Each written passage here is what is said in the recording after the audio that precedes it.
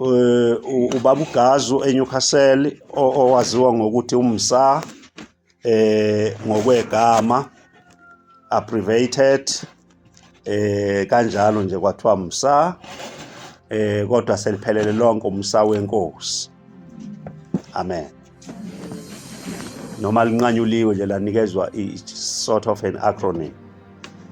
Kodwa ke uNkulunkulu ke bazalwane usinikeze indaba engaxoxwa kakhulu emhlabeni.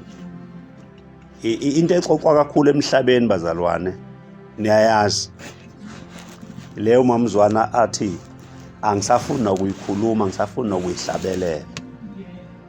Exoxwa kakhulu emhlabeni. Uxoxwa emhlabeni ukuthi uJesu unjani, uyabuya masinyane. So hlale njalo wazi uma imanzonzwana ngoba uJesu wenza njani, uyabuya masinyane. Baze bathi kune language entsha engiqala ukuyilalela kulonyaka, uthiwa uJesu ubuya nini, now. uJesu ubuya nini, today. Niyezwa bazalwane? Sekukhulunywa lo language le, sekuthiwa ubuya today and now. Ungacabanga ukuthi uzofika estopini lapho uyakhona engabuyile uJesu. Lento ikutshena ukuthi ungasahleli nokuya emsebenzini, nabasalinde ukuthola izingane abayeke ukuthola izingane. uPaul phela abazalwane yiyo into eyamenza ethi uPaul uma efunda indaba kaJesu ukuthi uJesu uyabuya masinyane, babe nawo bona umasinyane. Ithini sengasenawo umasinyane? Babethi bona sekuyi-hour ukufika kwenkosi. Angazi ukuthi uma ufunda le ndaba awuyivule nje ngithuma Roma 13 verse 11. Uma ufunda le ndaba ungahle uthi ithini wena uma ufunda nje leyo ndaba. Kodwa incwadi engize kuyo ngize kuyizenzo 10. Ngiyedlula nje la.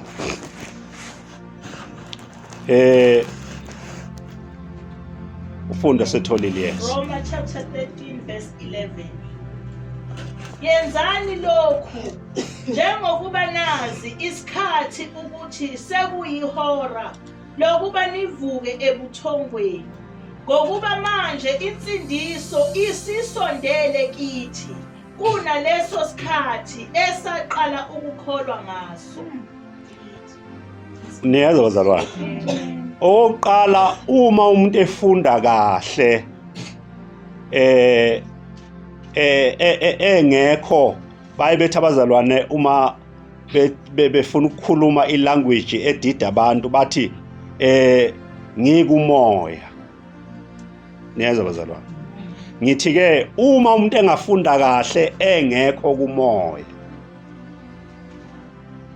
afunde nje lencwadi njengomuntu oseklasini likathisha esikoleni kuthiwa lena is just a literature njengawo wonke ama literature akhona.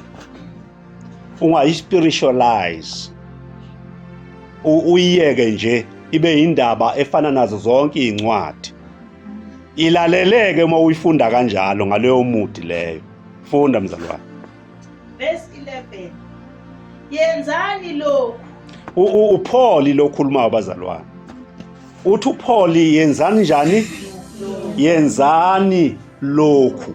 Shuthi laba khuluma nabo bayakubona ukuthi yini le ayikhombayo. Makufika thina namhlanje uma kuthiwa yenzani lokhu, sizawubuza umbuzo ukuthi kuphi baba umfundisi, kuphi mshumayeli, yini lo thasiyenze ya? Yenzani lokhu njengokuba nazi isikhathi ukuthi sekuyihora lokuba nivuke ebuthongweni. Yenzani lokhu njengoba nazi yindaba yaziyo labantu labo awubuyele ngenhla Amen. uverse 10 Uverse 10. Uthando alwenzi okubi kumakhelwane. Ngakho-ke uthando lugcwaliseka komthetho. uthanda lwenzi okubi kumakhelwane futhi uthando awubuke nje leli gama lithi futhi uthando usuyibuza umbuzo ukuthi luvelaphi uthando kuthiwa lona lungugcwaliseka kwani komthetho luvelaphi lona hamba uye kuma-Roma 3 verse 31 kuyaqhamuka nje bazalwane ukuthi ngedlule la before siye la siyakhona Roma chapter 3 verse 31. Ngakho-ke umthetho siwenza ize ngenxa yokukholwa na. uyabuza-ke umbuzo kuthiwa uthando luyini uthando lungugcwaliseka komthetho sethi-ke manje kepha umthetho siwenza ize ngenxa yokukholwa na impendulo ithini Cha nakanye. kodwa Siyawuqinisa umthetho. kodwa umthetho siyawuqinisa le nkulumo ayizwakali-ke kubantu ukuthi yini ukuqinisa umthetho yini uku-establisha umthetho yini uku-upholda umthetho yini ukuwuqinisa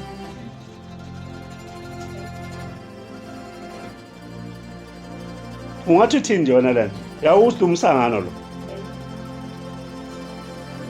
umsangano umthetho sithini ngawo usiyawuchitha uthi qhana kusho yena njalo Paul uthi qhana kanye kodwa umthetho siwenza njani siyawuqinisa yini ukuqinisa siwufasa ngamabhawoti ukuthi uphumelele impela umthetho oh sesemthethweni kanti akushiwo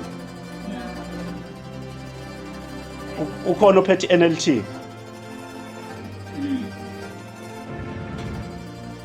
uyabona sisi wami uqinisile mawuthi kudinga kususwe yonke lenkungu esafakwa yona sisafunde ezikoleni yaqhishwa yathiwa sihleli lapha nje sifunda singezwa iBhayibheli masilifunda ingoba sanikeza upoison baphuma nabantu bashumayela leyo nto leyo niyezwa bazalwane manje safanele sizwe kahle ke manje sesihleli la phansi ilona lo ephethe ipeni nephepha lakhe labhala khona sesiseklasini la siyafunda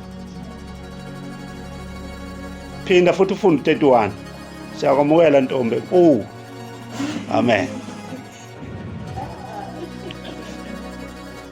yes NLT afundi NLT Well then, if we emphasize faith, does this mean that we can forget about the law? uma si-emphasize i-faith does this mean we must just forget about the law yeah thini Of mpendulo course not. of course not In fact, let us not forget about the law but in fact only when we have faith do we truly fulfill the law. only when we have faith we truly fulfill ngamanye amazwi umthetho uqiniswa ngokuthi ugcwaliseke umthetho muhle the law is perfect yezwa bazalwane Amen. but njoba umuhle akekho khonayo ukwenzani ukusupply the demands of the law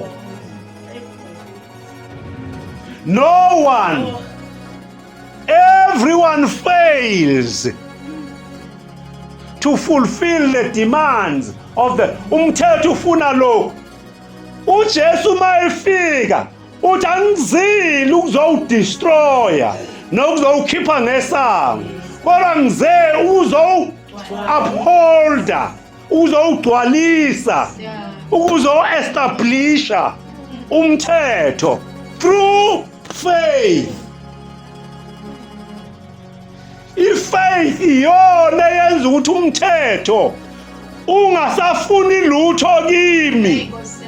Ukholwa kugcwalisa isidingo somthetho.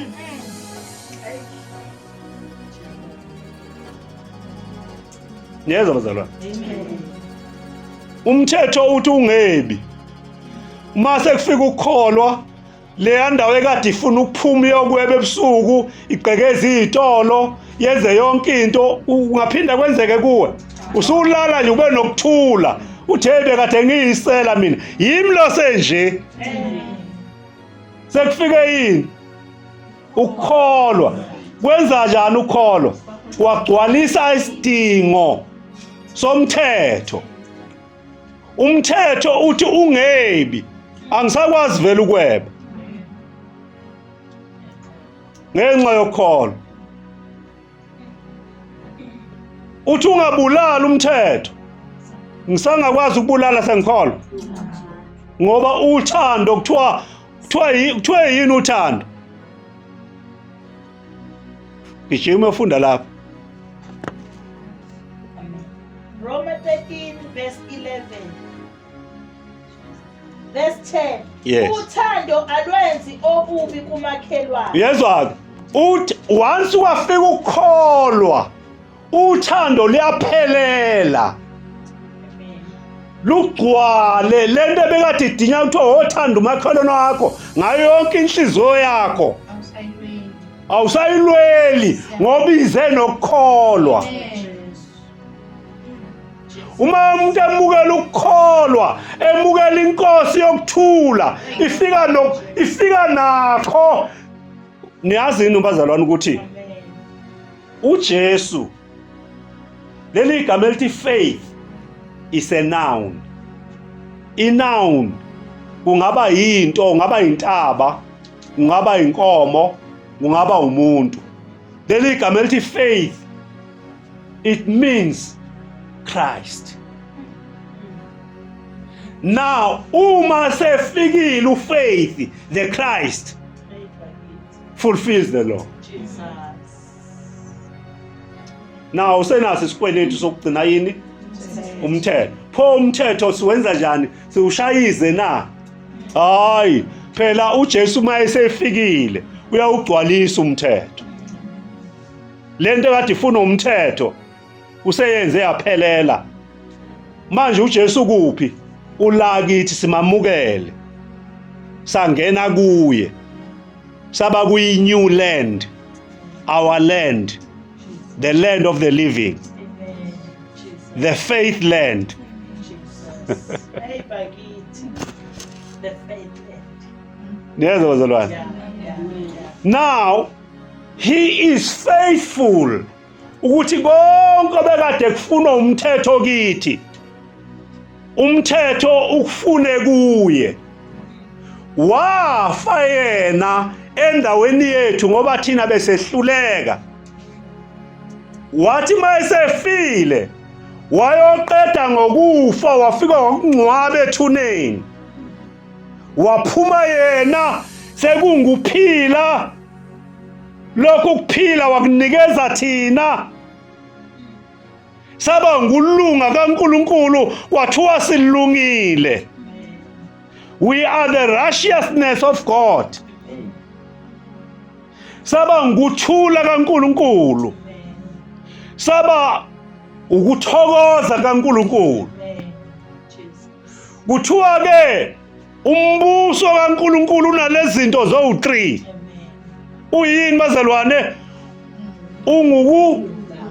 Kulunga, unguthula, unguthokoza, umoya. Bese kuthiwa nina senenziwe naba yini? Naba ngumbuso. Umbuso kaNkulunkulu.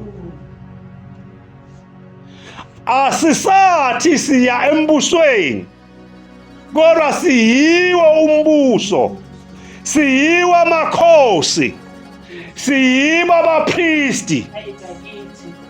uJesu ngesikhathi esiphambanweni ememeza ngezwe elikhulu kuthiwa indawo engcwele yadabuka isihenqo kusuka phezulu kwehla, kwathi abapristi kade bengale kwesihenqo badibana nabantu akade bengapha ngaphandle kwesihenqo, bonke bangena ukuba babe ngabapristi.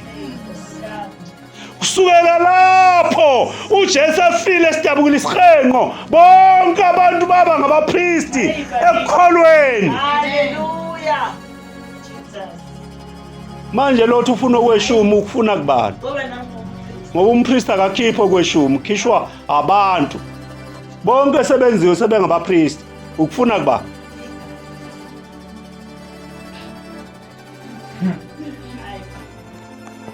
Hayi phela yimini umfundisi la. Umfundisi nathi singabafundisi njengawo. Amen bazalwane. Cha, bengedlula nje la. Asibuyele lapha ya ku13. Kodwa nje la bazalwane umthetho uyaphela ngale ndaba leya. Uqedwa yini? Ukukholwa, the faith. I-faith fulfills the law. Fulfills the demands of the law.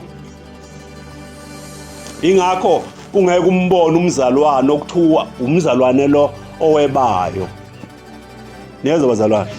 Angeke umbone kuthiwa umzalwane lo obulala abantu ebusuku. Umzalwane lo thakathayo.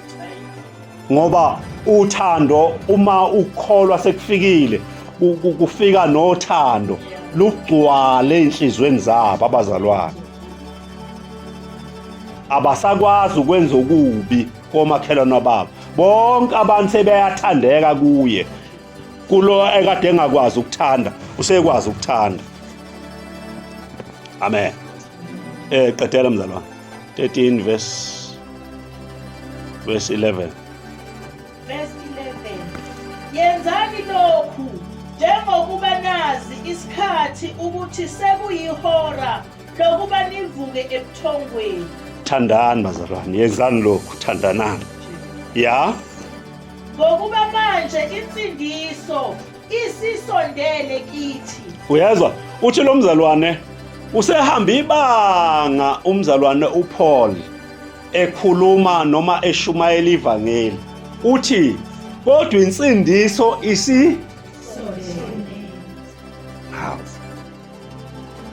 sekusondela insindiso kini kanti bungathi sisindisiwe masamukela uJesu. Uyayizwa mamkhulu? Uyayizwa iyadida le ndaba. Insindiso isisondele kithi. Ngabe nathi singasho kanjalo, kungasilungela thina ukuthi sisho ukuthi isisondele nakithi. Kubo. Yini leyenza ukuthi kubo singangeni thina? Bakhona phela abasebancane abangezwe ungabe le ndaba ekhulunywa la ekhaya hayi ngathi umsangano impela. Uyezwa mfana wami ogqoke ibomvu?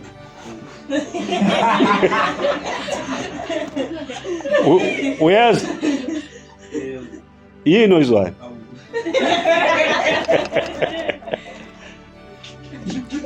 Ngiyakubona ngathi udidekile, ngathi uthi hey. Kodwa yini le khulunywa la egarage? Okay. Isisondele lensindiso. Yini eyenza ukuthi lesiyasikhathi kuthiwa insindiso isisondele? Thina kulesi sikhathi singangeni kuleli verse. Ni apartheid kabi nabazalwane. Amavesi niwathatha niwaphose kwabanye abantu nithi naningeni la.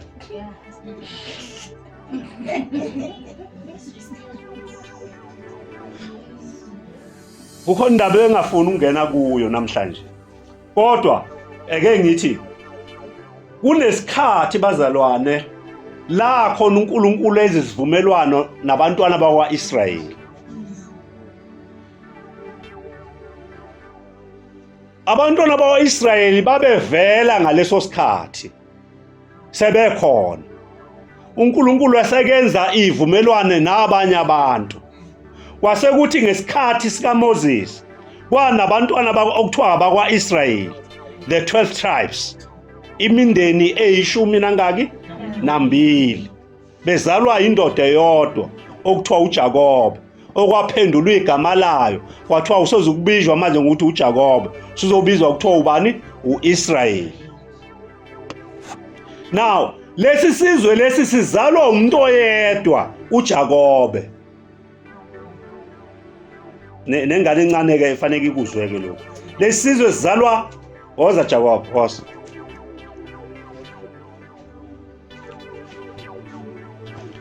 Nangu uJakobe. uJakobe uzala izingane eziyishumi nambili, 12. Kuthiwa ke lezi zingane ezalwa yilo baba lo.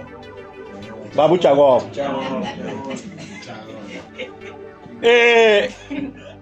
Igama lazo uIsrayeli. Sekuyisizwe ke lesi. uNkulunkulu usenza nabesivumelwano, uyaqala ke manje uyambiza uMoses. uMoses uqhamuka yena uthunywa uNkulunkulu kulesi sizwe. Woza Moses. Bani ufuna ukuba uMoses? Woza.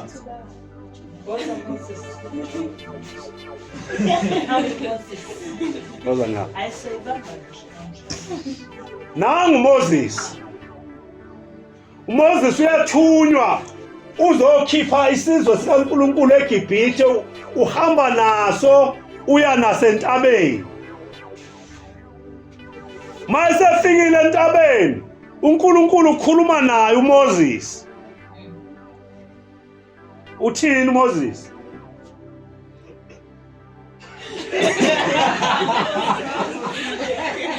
uNkulunkulu ukhuluma nawe. Uthi woza entabeni okuthiwa iSinayi, ezokunikeza isivumelwano noma umthetho ozowunikeza abantwana bami bakwa-Israyeli. Le ndaba lo ufuna ukuyidlaleke njalo masiza size ekukhozeni ubusuzazi ukuthi ubani. uMoses. uJakobe ngapha. Okay. So ke uMoses, this is the first time uNkulunkulu ekhuluma noIsrayeli. Ekuphi uNkulunkulu ekhuluma noIsrayeli? Esefwini. Kukuphi efwini? Esezulwini. Mayefika ezulwini uMoses ufika ulalela izwi kaNkulunkulu. Uthi uyabuyela kuIsrayeli, uthi uIsrayeli hamba uyokhuluma noNkulunkulu ezulwini. Uyabuya ulethe indaba, seyiphetheke indaba, seyifika nayo kuIsrayeli. Okay, that is the beginning, isiqalo leso. Hambani ke nihlale phansi. Lesi siqalo ke bazalwane sesiyaqala kuyahamba ke manje indaba. uIsrayeli uNkulunkulu uzala abaprofeti, uthi into enigadile la kuIsrayeli nigade ukuthi bangageje emthethweni, bahambe baqonde bageje emthethweni.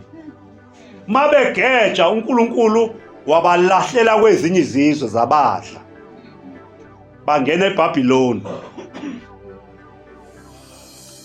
Kwathiwa bafile mabekuphi? MabeseBhabhiloni. Kwaqhamuka futhi umprofeti, kwathiwa umprofeti yenza kanjani? Khuluma phezulu kwalamathambo. uNkulunkulu sefuna ukwenza lento okuthiwa i-restoration. Niyezwa bazalwane? I-restoration kusho ukuthi abantu benjengoba benjalo bephila, hayi befile. bebuyiselwe ekhaya. Amen. Niyazwa bazalwane? Amen. Kuthiwa kodwa profeta uNkulunkulu babona befile ngoba baphumile kwi-land of the living. Jesus. Uma belapha yakwa-Israyeli eJerusalem bakuyi-land of the living, izwe labaphilayo. Once banyathela outside the land sebefile, sebengamathambo omileyo. Kodwa uthi uNkulunkulu uthumela umprofeti khona lapho labefele khona, Amen. kwi-land yabafileyo. Uthi khuluma phezu kwalamathambo, wakhuluma. Namhlanje abantu basabona sengathi kukhulunywa nabantu bephansi kwamatshe emathuneni, kanti kwakhulunywa abantu bephila bezwa njenganje. Kuthiwa njengoba ningizwa nje nifile ningamathambo omileyo. Kuthiwa kakhuluma izwi lokuphila kuze baphile. I-imagery lapha ya-image ivela sengathi bafile basemathuneni, kanti bayaphila.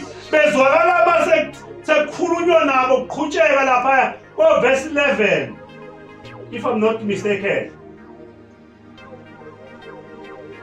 Kuthiwa abeze ekhaya eJerusalem. Nangampela uNkulunkulu wabadedela baphuma. Nesikhathi bephuma kwathiwa baphinde balakhe futhi iJerusalem. Balakhe iJerusalem. Lesi sikhathi belakha kwayisikhathi senkosi uHerodi. Bekade kuseqaleni uMoses ekhuluma noNkulunkulu efwini. Ngesikhathi sikaHerodi kulungiselwa manje kuzala uJesu ngaleso sikhathi. Kuthi uJesu ufika ngezikhathi zokugcina. Ezokuqala yilezi ngesikhathi benikeza umthetho. Bona endleleni balahlwa baba amathambo omileyo. Babizwa kwathiwa buyani nizwe ezweni labaphilayo. Mabefika ezweni labaphilayo bafike bakhe ithempeli. Balivusa leli lalikade liwile. Lama. Ngiyagijima namhlanje. Uma selimile uJesu sefikile uyafundisa eqaleni ministry yakhe. Ufika lapha entabeni yenqumo, bayambuza abafundi bathi yokwenzekani ngakho konke lokhu. Niyakhumbula lo ndaba? Uverse 1, 24 verse 1. Anifundi verse 1 and 2. kuMateyu. Matthew chapter 24 verse 1. Kuthe uJesu ephuma ethempelini emuka, kwasondela abafundi bakhe ukumtshengisa izakhiwo zethempeli. Ya. Waphendula wathi kubo, anikuboni konke lokhu na? Ngiqinisile ngithi kini, akuyukushiywa lapha itshe phezu kwetshe elingayukudilizelwa phansi. Abafundi batshengisa uJesu. Unini la abafundi betshengisa khona uJesu? Kuseyikhathini zokugcina. Ngoba uJesu lithi iBhayibheli uzalwe nini? Ezikhathini zokugcina. Ukuzokwenzani? Ukuzohlenga abantu abangaphansi komthetho. Nisho ukuthi umthetho awusafanele ugcine na? Cha nakanye. Kodwa umthetho usugcwalisiwe ngani? Ngokukholwa. Niyayibona indaba yethu njalo. Nawu ke uthi ke njoba nibona lezakhiwo zonke lezakhiwo. Lezakhiwo zizawudilika. Gijima kuye verse 34. Matthew chapter 24 verse 34. Ngiqinisile ngithi kini, lesi sizukulwane asiyukudlula kungakenzeki konke lokhu. Uthi uJesu lesi sizukulwane asiyukwedlula. Isiphi isizukulwane lesi? Lesakhuluma naso. Uthi asiyukwedlula lesizukulwane sakhe sika Jesu. kungakenzeki konke lokhu. Ikuphi konke lokhu? Ukudilika kweJerusalema, zonke lezo zinto lezo, nokuphela komthetho, the end of the age. Now buyela-ke bengifuna ukuzolanda nje leyo ndaba leyo ukuthi nihambe kahle kuyo. Bengizolanda leyo ndaba leyo ku-13 verse 11 kumaRoma. Roma chapter 13 verse 11. Yenzani lokhu njengokuba nazi isikhathi ukuthi sekuyihora lokuba nivuke ebuthongweni, ngokuba manje insindiso isisondele kithi kunaleso sikhathi esaqala ukukholwa ngaso. Kunesikhathi abaqala ukukholwa ngaso. Kuthiwa-ke manje insindiso isisondele kunaleso sikhathi. Bayasibona isikhathi ukuthi njengamanje uJesu uthe lesi sizukulwane asiwukwedlula. uJesu ukhuluma before u-30 AD, before sekuseduzana ukuba ahlatshwe noma aphanyekwe emthini esihlahleni.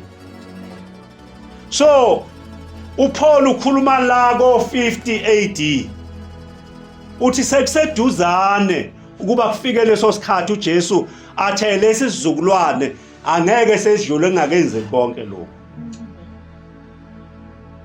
Niyakubona? So-ke uma lesi sizukulwane singeke sedlule kungakenzeki konke lokhu, thina namhlanje sesikhuluma sithi lesi sizukulwane siyithi uyabuya uJesu, uyabuya namhlanje. Lesi sizukulwane does it make sense ukuthi uJesu afika athi lesi sizukulwane awubuyele ku-16 uyoyigcwalisa 16 verse 28 kuMateyu. Uzwe ngempela ukuthi iqina kangakanani lento. Matthew chapter 16 verse 28. Ngiqinisile ngithi kini bakhona abanye kwabemi lapha. Uyabona nje uthi bakhona abanye abami lapha. Abanjani? Abangayukuzwa ngempela ukufa. Ya. Baze bayibone indodana yomuntu iza embusweni wayo. Angeke bakubone ngempela ukufa laba. Ize baze bayibone indodana yomuntu iza kuphi? Kukhulunywa nabo laba ya ababephila ngesikhathi uJesu. Awuboneke ukuthi ngempela ngabe yibo yini. Funda uverse 30 ku-24. 24 verse 30. Matthew chapter 24 verse 30. Khona kuya kubonakala ezulwini isibonakaliso sendodana yomuntu, bese zikhala izizwe zonke zomhlaba zibone indodana yomuntu iza emafuni ezulu inamandla nenkazimulo enkulu. Zikhale izizwe zonke zomhlaba. U31 uthini? Verse 31. Iyakuthuma izingelosi zayo ngokukhala okukhulu kwecilongo, ziqoqe abakhethiweyo bayo emimoyeni yomine kusukela emkhawulweni omunye wezulu kuze kube komunye. 36. Verse 36. Kepha lolo suku nalelo hora akakho owazi lutho ngalo, nazingelosi zasezulwini nandodana kubaba kuphela. Bathi-ke uma befika la abantu abaningi bathi usho kanjani ukuthi nina ningalwazi usuku? Cha, asilwazi nathi usuku. Ukhuluma oPaul ngaleso sikhathi, ukhuluma oPeter. Bathi nathi asilwazi usuku. Njengoba uJesu yethi ngisho nendodana yomuntu ayilwazi usuku, nani futhi engayazi nehora. Kodwa lenkulumo ethi ngiqinisile abanye benu la ngeke balale baze bayibone inkosi.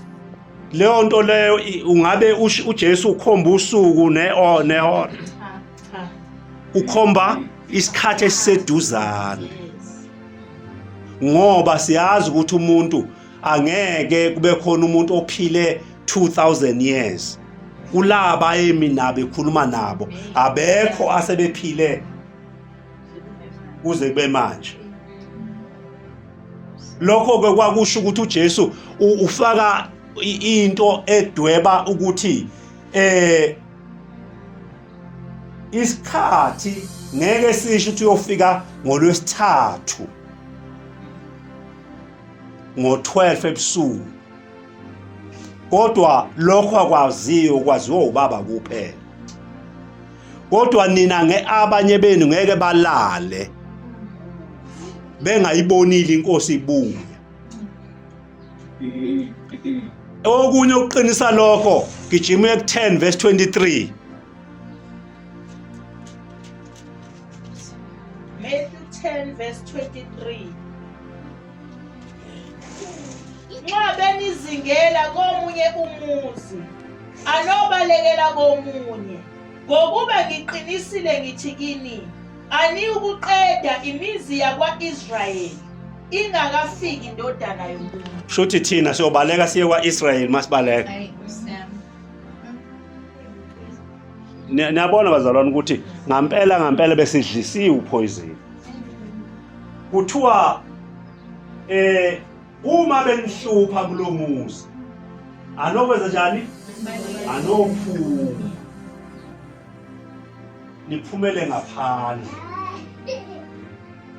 kweJerusalema. Bese nibaleka. Uthi kuJesu, niyothi ningakaqedi imizi yakwa-Israyeli, ngiyobe mina senginjani? Sengibuyile.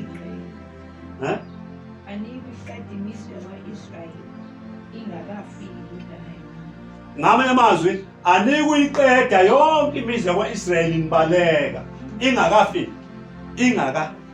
Ingakafiki. Uyakubona ukuthi lokhu kwakuseduze kangakanani?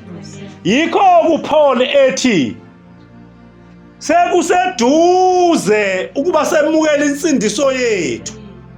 Kunesikhathi esaqala ngaso, sesiseduzane kwalezi zigi okukhulunywa ngazo. Nakuba ihora nosuku kungaziwa, kodwa sekuseduzane.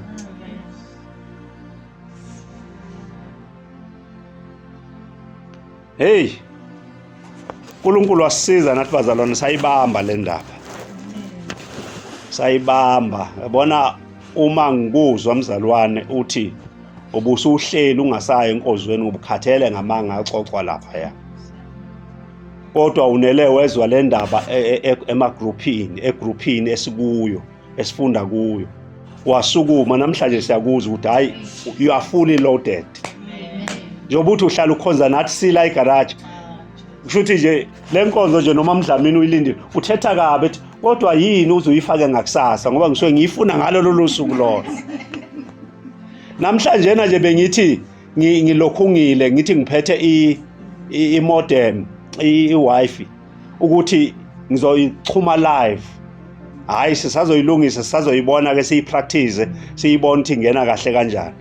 Senizoyithola nje nizothi sikhonza la nibe niyilalele same time. Amen. Cha bazalwane lezi ndaba ziyaphilisa ngempela nami zangiphilisa. Ukuzwa ukuthi awu kaNkulunkulu leminyaka engaka sengihlala iminyaka emingaka ngikholwa kanti ngigeje kangaka. Uthi omunye umzalwane ekhonza Nkosi yami uthi bazalwane njengamanje silinde ukusindiswa kwemphefumulo yethu. Njengamanje kusasindiswa inyama kuphela kodwa imphefumulo yethu ayikasindiswa. Ngithi mina kodwa uyazizwa bakithi uthini? Ludaka luni lolu?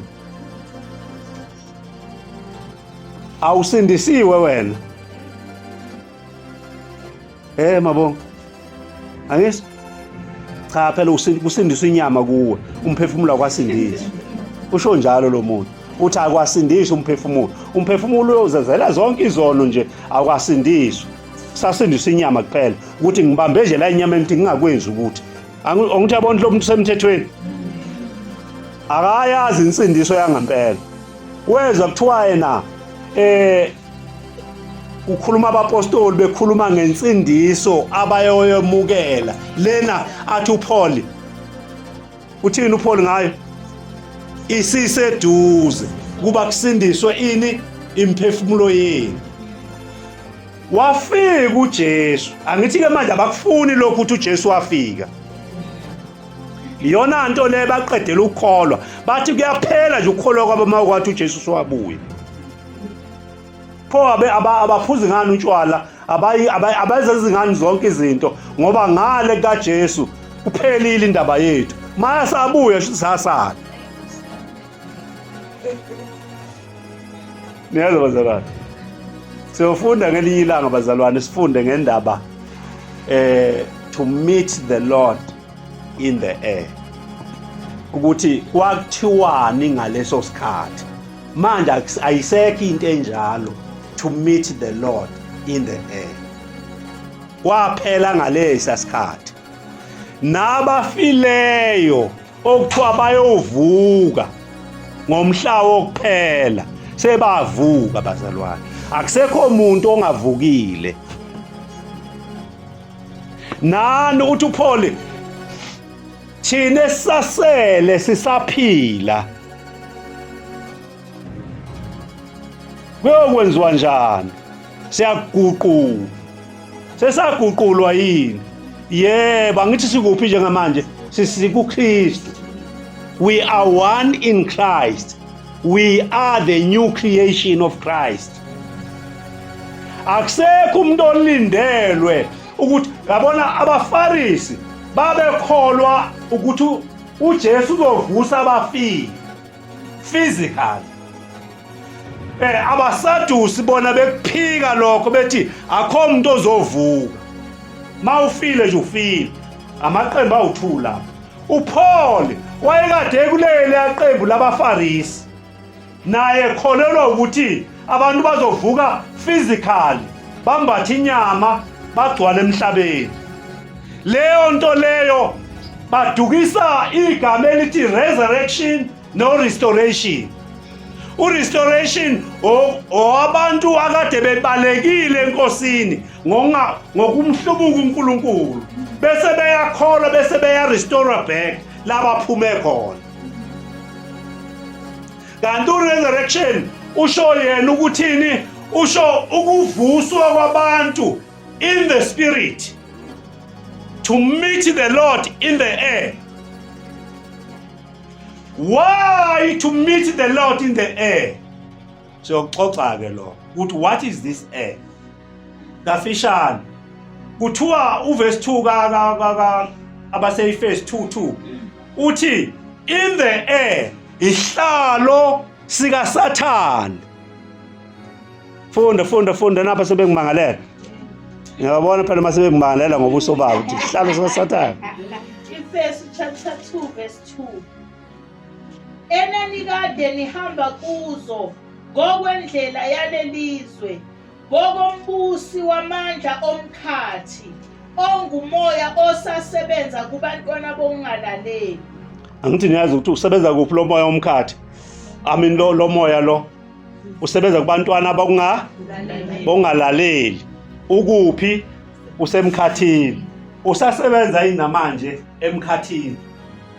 uKristu came down wasebiza abangcwele to meet him in the air after fighting kuthiwa amazulu mathathu.